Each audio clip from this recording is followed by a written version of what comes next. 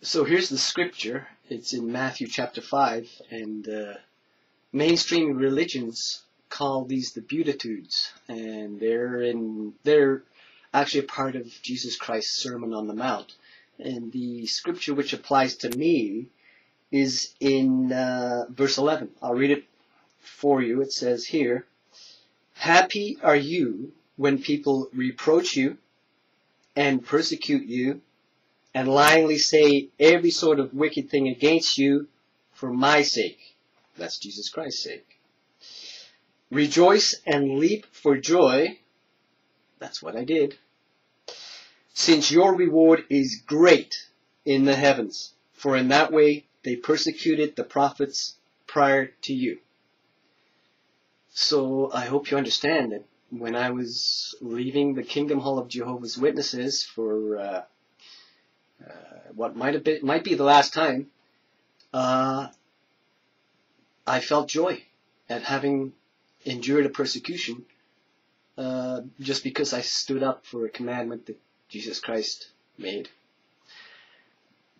So there's also other scriptures which explain that the remnant who obey Jesus Christ will be excluded from God's kingdom. A week after I was disfellowshipped, the elders at the Kingdom Hall are now duty bound to make an announcement using my own name from the podium or the pulpit at the Kingdom Hall. And what they are duty bound to announce is that I am no longer one of Jehovah's Witnesses. So they actually use God's name to exclude me from God's kingdom. And there are some scriptures which are in the Bible which show that this is prophetic, that this will actually happen to the sons of the kingdom who are loyal to Jesus Christ. So I'm going to read those scriptures to you in case you're not convinced. So here's the scripture. It's actually Romans chapter 9, and it starts in verse 25. And it says there, "It is as he says also in Hosea, 'Those not my people, I will call my people, and her who was not my beloved, beloved.'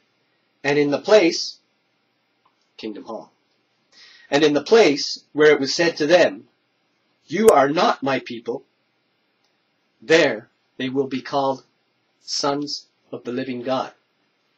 And so, perhaps it's not the last time that I'll be in that Kingdom Hall. There's another scripture which talks to God's people who are keeping His commandment or trembling at His word. And it explains that the people who are really intent on keeping God's commandment, His word, will be hated and excluded. And this is a end-time prophecy. Almost every religion considers the book of Isaiah, especially the last few chapters, to be relevant for end times. And so it's in Isaiah chapter 66, and I'll read verse 5. Here it says, "Hear the word of Jehovah, you men who are trembling at His word," the men who want to keep His commandment. "Your brothers that are hating you, that are excluding you by reason of my name," Jehovah, "said, may Jehovah be glorified. He must also appear with rejoicing on your part, and they are the ones that will be put to shame."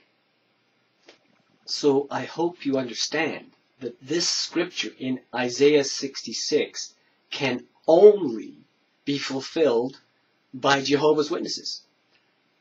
It's only Jehovah's Witnesses who are using God's name and doing it all around the world.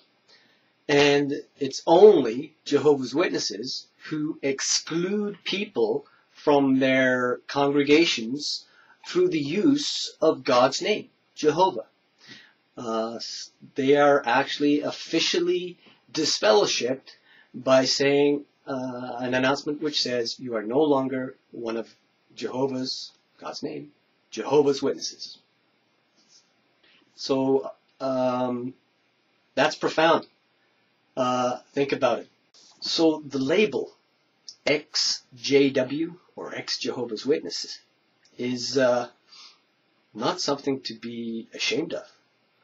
In fact, there are ex-JWs who I am familiar with who are happy to be ex-JWs because they understand the same as I do, that they are more a part of God's actual kingdom than the Jehovah's Witnesses who are still considered Jehovah's Witnesses by the governing body in the Watchtower Bible and Tract Society.